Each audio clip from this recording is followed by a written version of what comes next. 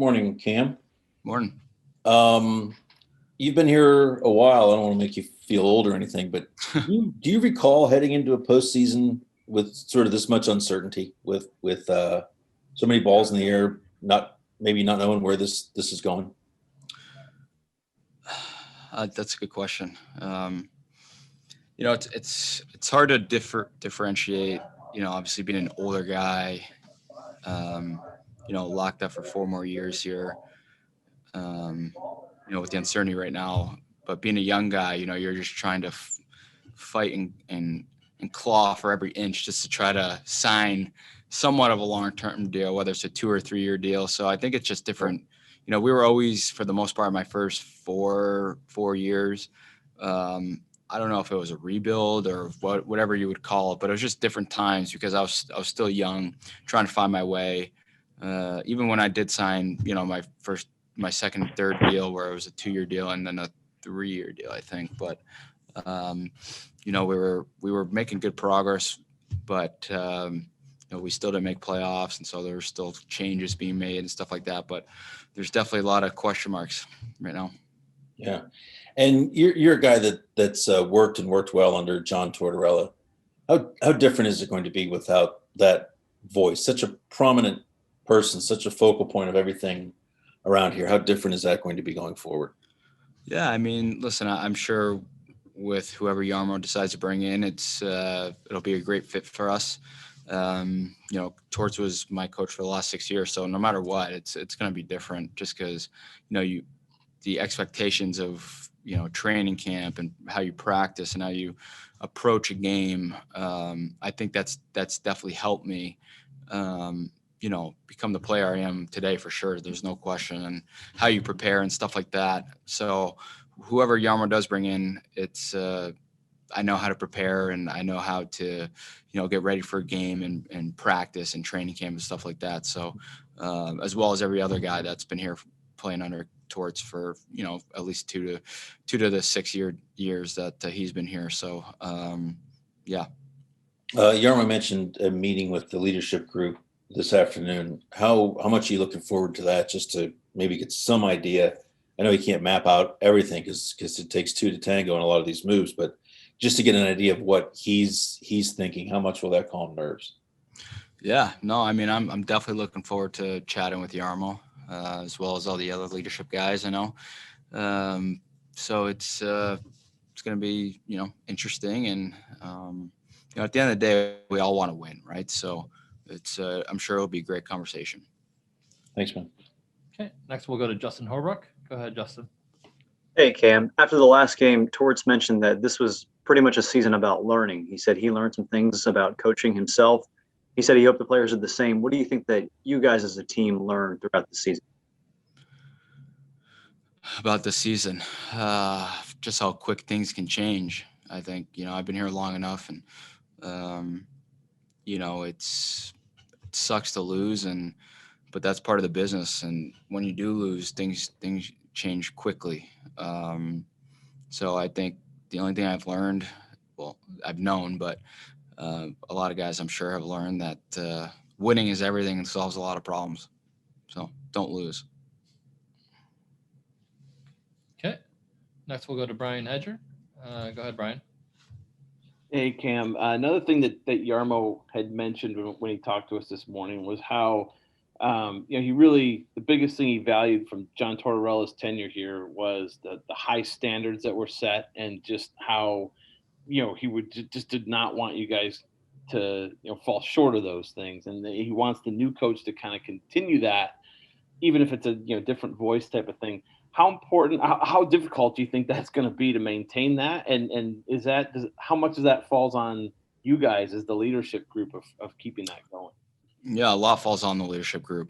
It no matter who you bring in, it's going to be very tough to replace, John Tortorella. Just look at his resume, what he's accomplished and achieved in his entire career. So that being said, like I told Porty, there's expectation here, and we expect to win no matter how of a crappy year we had this year. we're going into, obviously this off season and the start of training camp and next year expecting to win, not every single game, but I remember, my first 4 years, we were just hoping to win, hoping to get a win. And that's the culture that we shaped here in the last 6 years. And, it started with Torts and that trickle down effect with the players and everyone believing and buying in and that brick by brick mentality. So yeah, I mean, it's the leadership group holding everything together and holding everyone accountable, and how you approach everything, practice, games, in the gym, nutrition, stuff like that. So I think Torts has done a great job at instilling all that within our system and the leaders that we know what it takes to win, and we're going to continue to steer the ship in the right direction and hopefully take, a huge step forward next year. Yeah. Getting Gustav Nyquist back next year. I mean, he's hopefully 100% healthy now. He had the shoulder surgery. How much did you miss him this year, and how much could he help in things next year? Yeah, no, Gus is one of our core players here, one of our leaders. Been around the league for a long time, knows how to win. He plays in a lot of situations where we did miss him. Power play, PK. He's such a smart player, and I'm sure him and I would have gotten a great opportunity to play this year together. And I know he missed it. I know, it sucks when you're injured and you see the boys battling, whether it's good times or bad times. But especially when, the year that we had, you want to be in the locker room. You want to, continue to hold each other accountable and try to get out of this mess. So we're definitely looking forward to having Gus fully healthy, as well as a bunch of other players that were kind of banged up for a little bit this year. The last one I have for you is, when you look at your roster going into the off season, obviously, I mean, even organizational depth wise, as far as goaltending, loaded. You guys are loaded. You have a lot. I mean, Matisse even can play, at the NHL level. Looks like they're, one of the top two guys might be on the move. We don't know who, but, it kind of sounds that way. How tough would it be to see that happen? The last 2 years you guys got used to Eunice and Elvis. Yeah, I mean, that's out of my control, so I don't know what's going to happen. But like you said, we have those foundational players that are ready, that are chomping at the bit just to get an opportunity. And, Kivy showed that he could play, and I know we have a couple other prospects. So, whatever happens, it's part of the business here. And I'm sure those guys are, like I said, looking forward to an opportunity to show what they got. Thanks, Cam. Okay, next we'll go to Allison Lucan. Go ahead, Allison. Hey, Cam, going back to what Porty was asking you about, you were here that off season where, as we talked to you guys at this time of year, you all had realized you were going to go to management and say it was time for a captain. And so I'm curious if there's a message that the room has for when you go into that leadership meeting today. Are there asks that you have or things that you want to see just as much as you want to hear what Jarmo has in mind? Yeah, I mean, that's a great question. I think we're going to go in there with an open mind, and I think it's going to be a very positive conversation. And there's always room to improve your club, no matter how good of a season or how poorly of a season you had. So I'm sure for the most part we'll do a lot of listening and just see what Jarmo's goals are, short and long term. And I'm sure we'll have some questions as well.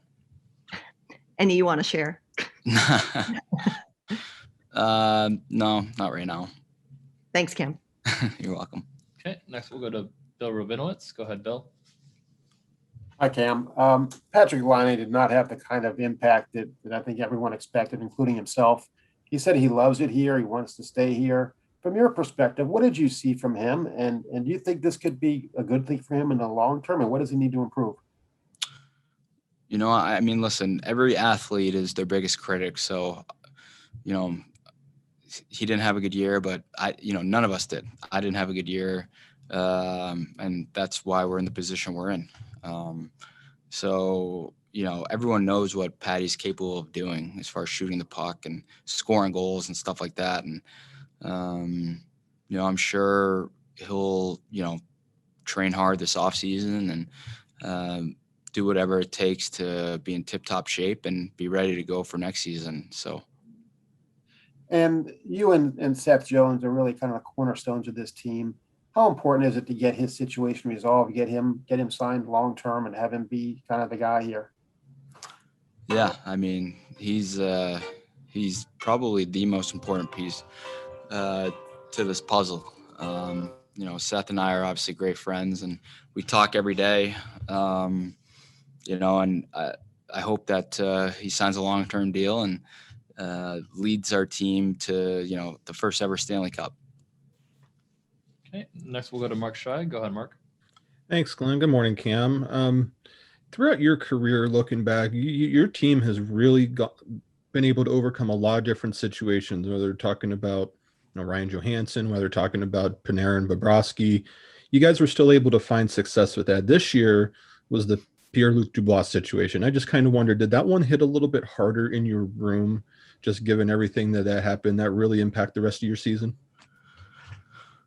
I mean, that's a good question. I think it just caught everyone off by off guard and by surprise. I think at the end of the day, that was the biggest thing, because he did like it here and he liked the guys. So it was just like, why now? It was just random and unexpected. But it is what it is. It's I guess you never know how a person is feeling on a day-to-day basis. So yeah, that one caught all of us off guard. But I will say, I don't think that was an indicator why our season went poorly.